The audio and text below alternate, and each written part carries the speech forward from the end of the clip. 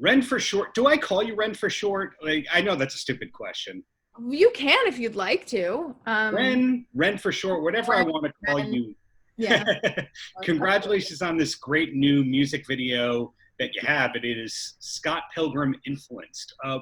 When was it that you had the concept versus having it actually done? Because I think it came out on the 11th. Yes.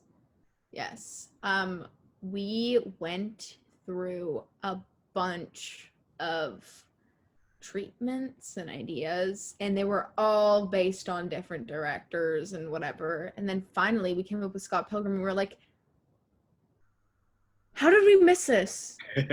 Like, what were we doing? How was this missed? Like, this is what it has to be. I freaking love Scott Pilgrim. I always have. It's one of my favorite movies of all time. And it makes so much sense for my song and everything. And it perfectly lined up with the 10-year anniversary of the movie. And everything just fell into place. And, you know, I'm very happy that it did. And I'm very happy that we came up with that idea, because it ended up being really cool. And yeah, absolutely cool. Do you have, putting you on the spot here, do you have a second favorite movie of all time after Scott Pilgrim? Oh gosh. Yeah. It was such a hard question. I have like different favorite movies. Like I have different favorite movies for different seasons, and so it like depends on the season. You know what I mean? Does everything go like that for you? For example, you won't eat ramen in the summer and you won't listen to Nirvana in the spring? Music, definitely. That is actually a thing for me. My music taste is super ambiguous, and right now, like summer, end of summer, I was very it's always seemed to be like grime. I'm very into British artists in the summer. I always am, but like especially. And fall is like when I unpack my really sad, awesome, like Bruno Major and like those artists. You know what I'm talking about? Like that vibe. Like that's when that comes into play. Like kind of more nostalgic music, because fall is my favorite season. So okay. That's not something that you hear every day, that people dig in fall, let alone it's their favorite season. Have you always felt that way? Always. I love horror. I love spooky. I love this. I love the way the trees change color, and I love walking outside and smelling fresh air, not being too cold, not being too warm. It's just everything is actually perfect in fall, and I'm very happy. And our two like maybe it's even a month of fall that we have in Canada, so it's not that much we can get, but I really, really love fall. Exactly. Have you lived in Ontario your whole life? Yeah. And the whole family, the roots go to Ontario? Well, both my parents were born in Ontario. So, yeah. Their parents weren't, but they were. So, they grew up here, and we grew up here, which is cool.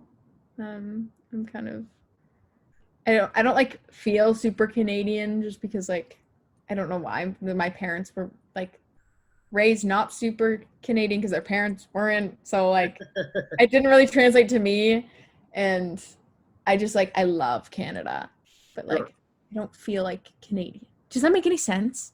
It does. I am from New York. I don't have the typical New York accent. Yeah. New York and Toronto, pretty much the same thing, just separated by the border, where they're both nothing like anyone who lives 2 hours away in that same area. You know? Yeah, exactly. Yeah. Ajax are not quite the Toronto. Yeah, no. Very different. There you go. So going on the influence end, did you start on piano before guitar? Yeah. When I was really young, I couldn't even speak yet. My parents put me in piano lessons when I was 2 years old. So I don't even know if like kids can walk. Probably, yeah, kids can for sure walk 2 years old. Yeah, you can walk it too, hopefully. Yeah. So yeah, I was playing piano then, and I played piano until I was, I'd say maybe 12. Yeah. And I stopped, but I never practiced. So totally. Sadly, I ruined that for myself, and now I'm like, all I want to do is be able to play classical piano, but I can't. So It's started with never too late. Well, when I hear your music, of course I hear guitar in there, but it's not easy for me to tell if everything was written on a guitar or some of it started off on a piano and then transitioned into like orchestrating for guitar. Yeah, it's like, it's very like, most of my songs are like different. Writing, sometimes I'm like, I feel like I really want to write on the piano right now. Mm-hmm. Sometimes I really want to write on the guitar. It just like kind of depends on the vibe. If I'm feeling very like old timey, or if I've just watched like a Tim Burton movie, I'm like, I need to write on the piano right now because like I'm feeling very Victorian. Or like if I'm like just listening to like a rock song or whatever, like whatever, I'm like, I need to write on the guitar, or depends how angsty or how chill I'm feeling. How old were you when you wrote your first song? I like used to write really bad songs when I was younger, but the first one, come on. Yeah, I know, like so did everyone. The first real song that I wrote though by myself that I put out for a brief period of time, I think I was 12 years old. I was 12. And it was called Hopeless Town. Yeah, it was not something I'd ever really want anyone else to hear, but it was, at the time, I really liked it, and I was proud of myself. But now growth is really important. Like, I'm very happy. I predict in 10 to 15 years, you're going to dig out that song and love it. Yeah. Love the imperfection of it. Yeah. But it always blows me away when you have somebody like yourself who has a record deal when they're still in high school or high school age. Yeah. Had that not panned out for you, would you be going to university, going to trade school? Do you know where your life would be? I would probably be in university right now, which is horrifying to think about. I would be in university right now. I would be in arts, and I would want to major in art history, and then I wouldn't really be able to do anything with my life after. So, well, the singer of Weezer, between the first and second album, decided to go to Harvard. So never say never that you take that, long break between the first and second record per se. But yeah, I'm gonna go to Harvard. It's possible. Stranger things have happened. Natalie Portman did that. Yeah, I think that's true. Those movies. Yeah. My friend told me about that actually. And I was like, yeah. He was like, Natalie Portman went to Yale or something. I don't remember where she went, but yeah, one of those schools. And I was like, wow, maybe when I'm 40, I'll do that too. Well, that's actually something I'm curious about. Somebody like yourself, do you really think that far ahead with careers? Are you super goal oriented, or is it just week to week? It's more week to week for me because if I don't like setting my expectations at a certain level, because I'll either be like the contrary of like, achieving that goal is being let down. And it's kind of like a nihilistic way of thinking about it, which is like shitty, but like that's just like how I think about it. So I like to work week to week because oftentimes I don't, you don't notice all the progress that you have when you're living it. So week to week and setting expectations for the week is what works for me. Obviously there is an end goal, but I don't know exactly what it is. Obviously it's being a musician, but I don't know what caliber of what, what size, or just, whatever happens. So this and work as hard as, can to make that happen. So this is not all just a springboard to have the fashion line and start acting and all that? No.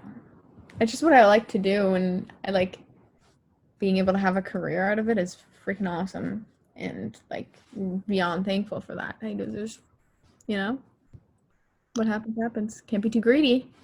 Right. But you're one of the rare artists these days who has great music and great videos per se. Are there plans to almost do a track for every video for every track that you put out? That's the goal. I love the visuals. The visuals are very fun for me. They're long days, but I love it. I love it. I love, you know, that side of creative. Mm-hmm. I think it's really fun because it has to do with the music, but it also, you know, it also is its own entity. That You're creating a creator doing creative things. Yeah. Cool. Really Cool. Yeah. Well, 2 quick questions and then you're free for me. The first one is, you, like everybody else, have been stuck indoors so much more in 2020 than prior years. Yeah. TV or film recommendations you could pass along? I would say if you haven't watched Scott Pilgrim yet, watch Scott Pilgrim. Okay, classic. I would also say if you haven't watched Big Eyes, watch Big Eyes. It's an underappreciated movie, I think. There's a lot of people I know that haven't seen it, which is kind of weird for like a Tim Burton movie. It's about Margaret Keane, and really talented artist and crazy story. And I would also say there's a lot of really good movies coming out right now with TIFF. So this might change in a day, but I would also say just like people should delve into, you know, into Edgar Wright as a director, because I love him and like he's brilliant and makes really great movies, and a lot of his movies I really like. I would recommend like Shaun of the Dead. That's a really great movie, one of my favorites. I would also say What We Do in the Shadows, which isn't Edgar Wright, but it's so good. It's so funny. It's one of my favorite movies. TV show version of What We Do in the Shadows? I haven't seen the TV version yet. Oh, you're gonna love it. Yeah, I've just seen the movie 5,000 times, but I need to watch the TV series. The first episode or 2, you're gonna go, this is exactly what happened in the movie, and then it swerves and maybe that's what I'll do today with the rest of my day. Cool. Well, then my closer here. Any last words for the kids?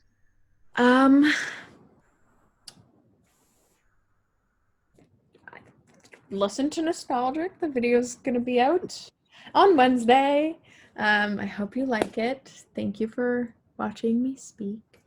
Thank you for having me. Darren, you've been lovely. I really appreciate it. So, yeah, thank you. I've been renforshort.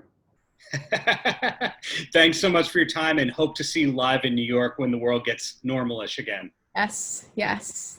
Thank you. Thank you so much. Paltrocast.